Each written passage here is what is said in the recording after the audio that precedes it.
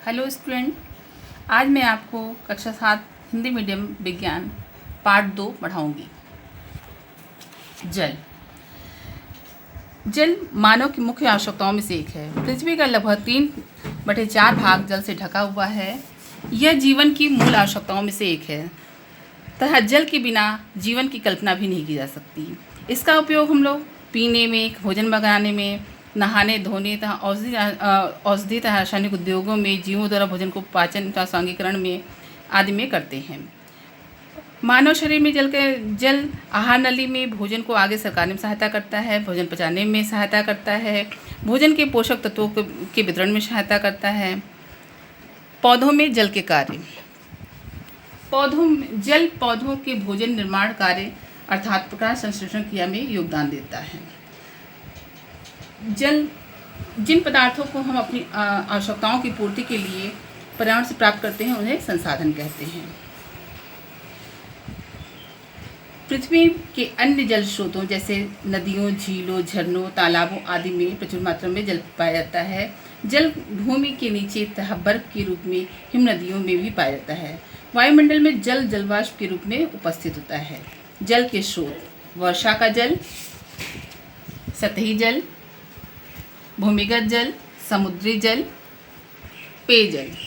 पीने व भोजन बनाने के लिए उपयुक्त जल को पेयजल कहते हैं। नदियों, झीलों अथवा नलकूपों से प्राप्त किए गए जल बहुत से लवण तथा अशुद्धियाँ घुली हुई रहती हैं। वितरित किए जाने से पूर्व इस अशुद्ध जल को वाटर वर्क्स में शुद्ध किया जाता है। वाटर वर्क्स में जल का निम्नलिखित प्रकार से शोधन किया जाता है। नंबर 1 है तलछटीकरण, नंबर 2 छानना, नंबर 3 क्लोरीनीकरण। घरेलू स्तर पर जल का शुद्धिकरण। घरेलू स्तर पर हम लोग 2 तरह से करते हैं, एक उबाल कर, दूसरा जल छनित्र द्वारा। जल की विभिन्न अवस्थाएं। जल ठोस, द्रव एवं गैस तीनों अवस्थाओं में पाया जाता है। जल की विभिन्न अवस्थाएं भिन्न भिन्न ताप पर होती हैं। 0 डिग्री सेल्सियस ताप पर जल बर्फ तथा 100 डिग्री सेल्सियस पर से अधिक पर जल वाष्प बन जाता है। बर्फ, जल एवं वाष्प एक ही पदार्थ के विभिन्न रूप हैं। ये सभी हाइड्रोजन के 2 तथा ऑक्सीजन के 1 परमाणु से मिलकर बने अणु हैं। जल की 3 अवस्थाएं परस्पर परिवर्तनीय हैं। जल की अवस्था परिवर्तन में ऊर्जा की आवश्यकता होती है। बर्फ तथा जल का अपेक्षित आयतन। बर्फ द्रव जल की अपेक्षा हल्की होती है। बर्फ का आयतन जल के आयतन की अपेक्षा अधिक होता है। समान मात्रा में जल की अपेक्षा बर्फ का आयतन अधिक होता है। जमने पर पानी का आयतन कुछ अधिक हो जाता है। इसी कारण फ्रिज में रखने पर जल से पूरी तरह भरी हुई कांच या अथवा प्लास्टिक की बोतलें कभी कभी टूट जाती हैं। जल की संरचना। सन 1781 ईस्वी में हेनरी कैवेंडिश ने यह सिद्ध किया कि जल में हाइड्रोजन तथा ऑक्सीजन नामक 2 गैसें होती हैं। जल इन्हीं 2 तत्वों से बना एक यौगिक है। इन 2 तत्वों को निम्नलिखित विधियों द्वारा अलग किया जा सकता है। जल को गर्म करके जो है 500 डिग्री सेल्सियस पर ताप से अधिक ताप तक गर्म करने पे ये दोनों गैसें अलग हो जाती हैं। जब हम जल को गर्म करते हैं तो हाइड्रोजन और ऑक्सीजन प्राप्त होता है। सेकेंड है आपका विद्युत अपघटन द्वारा। जल में से विद्युत धारा प्रवाहित करने पर भी वह हाइड्रोजन व ऑक्सीजन गैसों में विघटित हो जाता है। मात्रा तथा आयतन की दृष्टि से जल की संरचना। विद्युत अपघटन की क्रिया में आपने देखा कि जल आयतन के विचार से 2 भाग हाइड्रोजन तथा 1 भाग ऑक्सीजन से मिलकर बना हुआ है। अर्थात जल के एक अणु में हाइड्रोजन तथा ऑक्सीजन के परमाणुओं का अनुपात 2:1 है। नंबर 2 आयतन की दृष्टि से जल की संरचना। विद्युत अपघटन क्रिया द्वारा जल हाइड्रोजन तथा ऑक्सीजन गैसों में विभाजित हो जाता है। इससे उत्पन्न हाइड्रोजन गैस का आयतन उत्पन्न ऑक्सीजन गैस के आयतन से दुगना हो जाता है। जल की भौतिक गुण। नंबर 1 प्रकृति, 2 हिमांक, नंबर 3 क्वथनांक, नंबर 4 घनत्व, नंबर 5 चालकता, नंबर 6 ऊष्माधारिता, नंबर 7 आणविक आकर्षण। कठोर जल तथा मृदु जल। जल 2 प्रकार के होते हैं, कठोर जल तथा मृदु जल। कठोर जल में कैल्शियम और मैग्नीशियम के लवण मिले रहते हैं।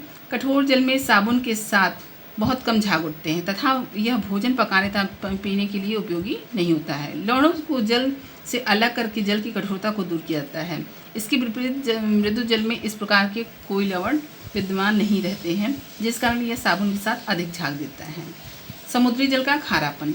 वर्षा के जल में मृदा एवं चट्टानों से प्रवाहित होते हुए अनेक प्रकार के लवण आदि मिल जाते हैं। इसी कारण इस जल का स्वाद खारा अर्थात लवड़ी जाता है। समुद्री जल अत्यधिक खारा होता है। अनुमानतः 1 लीटर समुद्री जल में लगभग 35 ग्राम लवण घुला होता है। समुद्री जल नमक का बहुत बड़ा स्रोत है। नमक अर्थात सोडियम क्लोराइड के अतिरिक्त समुद्री जल में कुछ अन्य लवण जैसे मैग्नीशियम क्लोराइड, सोडियम ब्रोमाइड तथा पोटेशियम आयोडाइड आदि भी विद्यमान रहते हैं। जल एक उत्तम विलायक। जल एक उत्तम विलायक है तथा इसमें कई प्रकार के तत्वों में यौगिकों को अपने अंदर विलय करने की क्षमता होती है। नंबर 1, वर्षा का जल सर्वाधिक शुद्ध होता है, परंतु गिरते समय यह वायु की बहुत सी गैसों को अपने अंदर घोल लेता है। भूमि पर गिरने के बाद यह मृदा में उपस्थित कुछ खनिजों को अपने अंदर घोल लेता है। जल की इस विलेयता के गुण के कारण ही इसे सार्विक विलायक कहा जाता है।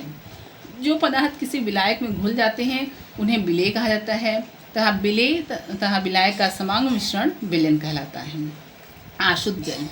अशुद्ध जल जल का एक अति शुद्ध रूप है। ये चिकित्सालयों तथा प्रयोगशालाओं में प्रयोगात्मक कार्यों के लिए विशेष रूप से प्रयोग किया जाता है। अशुद्ध जल को तैयार करने के लिए पहले जल को गर्म करके वाष्पीकरण किया जाता है। उसके बाद इस भाप को संघनित किया जाता है। इस प्रकार प्राप्त किया गया जल अशुद्ध जल कहलाता है। जल में घुलनशील द्रव्य। कुछ द्रव्य जल में पूर्ण से, कुछ समांग रूप से तथा कुछ आंशिक रूप में जल में घुले होते हैं। जो द्रव्य जल में समांग रूप से घुल जाते हैं वे मिश्रणीय द्रव्य कहलाते हैं, जैसे स्याही, अल्कोहल। जो द्रव्य जल में नहीं घुलते वरन जल के ऊपर एक अलग परत बना लेते हैं वे अमिश्रणीय द्रव्य कहलाते हैं, जैसे केरोसिन तेल जल के अमिश्रणीय द्रव्य हैं। जल में घुलनशील गैसें। जल में कुछ गैसें घुली रहती हैं। ये गैसें जीवों के लिए बहुत महत्वपूर्ण होती हैं। गर्म करने पर पानी में घुली कुछ गैसें मुक्त हो जाती हैं। कभी कभी पानी के अधिक गर्म होने पर उथले तालाबों की मछलियाँ मरने लगती हैं, क्योंकि बहुत अधिक गर्म होने के कारण जल में घुली ऑक्सीजन की मात्रा घट जाती है। जल के रासायनिक गुण। जल के कुछ विशिष्ट रासायनिक गुण निम्नलिखित हैं। नंबर 1, जल कुछ धातुओं के साथ तीव्रता से अभिक्रिया करता है। सोडियम, पोटेशियम तथा कैल्शियम जैसी धातुएं जल के साथ कक्ष ताप पर ही शीघ्रता व तीव्रता से अभिक्रिया करके अपनी धातुओं के हाइड्रोक्साइड्स बनाती हैं तथा साथ में हाइड्रोजन गैस भी उत्पन्न करती हैं। नंबर 2, जस्ता, मैग्नीशियम तथा लोहा जैसी गर्म जल अथवा भाप के साथ कुछ कम तीव्रता से अभिक्रिया करता है। ये धातुएं जल के साथ क्रिया करके अपने अपने ऑक्साइड्स बनाती हैं तथा हाइड्रोजन गैस उत्पन्न करती हैं। लौह ऑक्साइड जंग कहलाता है। लोहे पर जल की क्रिया से उस पर धीरे धीरे जंग लग जाता है तथा उसे क्षतिग्रस्त कर देता है। संक्षारण। वायुमंडल के प्रभाव से लोहे पर धीरे धीरे जंग लगना संक्षारण कहलाता है। संक्षारण से लोहे को बचाने के लिए लोहे पर की खुली सतह पर रोगन, ग्रीस, इनेमल, जिंक आदि की परत चढ़ाई जाती है। उद्योगों में कठोर जल आयन विनिमय रेजिन जैसे पदार्थों में से गुजार कर मृदु बनाया जाता है। साधारण नमक समुद्री जल को वाष्पित करके प्राप्त किया जाता है। जल चक्र। सूर्य की प्रबल ऊष्मा के कारण नदियों, झीलों, तालाबों और समुद्रों आदि जल स्रोतों का निरंतर वाष्पीकृत होता रहता है। ऊष्मा तापगृहों तथा उद्योगों द्वारा जल की पर्याप्त मात्रा का वाष्पीकरण होता है। यह चक्र हमारे लिए निम्नलिखित दृष्टि से महत्वपूर्ण है। नंबर 1, जल का अवशोषण तथा संघनन मौसम को व्यवस्थित तथा जलवायु को नियंत्रित रखता है। नंबर 2, समुद्रों का जल ऊष्मा की तीव्रता को अवशोषित करते पृथ्वी को अनुकूल रूप में गर्म रखता है। नंबर 3, जल चक्र के एक चरण द्वारा जल का वितरण दूर दराज के क्षेत्रों तक होता रहता है। जल प्रदूषण। प्रकृति के संवेदन संतुलन में किसी प्रकार का व्यवधान प्रदूषण कहलाता है। जल प्रदूषण के प्रमुख कारण। नंबर 1, वर्षा के बाद का सतही जल। नंबर 2, घरेलू अवशिष्ट तथा दूषित जल। नंबर 3, उर्वरक तथा पीड़कनाशी पदार्थ। नंबर 4, रासायनिक कारखानों का दूषित जल। नंबर 5, चिकित्सालयों, प्रयोगशालाओं तथा अनुसंधानशालाओं के अपशिष्ट बहाव। नंबर 6, तेल चिक्कड़। जल प्रदूषण के प्रभाव। इससे व्यापक रोग हो जाते हैं, त्वचा संबंधी रोग होते हैं, शरीर में विषैले रसायनों का संचय होता है और ऑक्सीजन की कमी हो जाती है।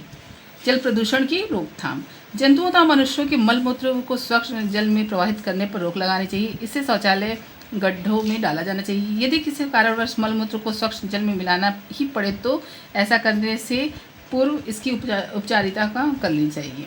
नंबर 2, जंतुओं के गोबर का उपयोग लाभदायक ईंधन बायोगैस बनाने में किया जाना चाहिए। इसे गड्ढों में दबाकर इससे प्राकृतिक खाद भी बनाई जा सकती है। नंबर 3, कारखानों तथा उद्योगों से निकले दूषित अपशिष्टों को निपटारे से पूर्व उपचारित कर लेना चाहिए। सुरक्षित निपटारे के लिए कठोर कानून बनाए जाने चाहिए। इनकी अवहेलना करने वालों को कड़ा दंड दिया जाना चाहिए।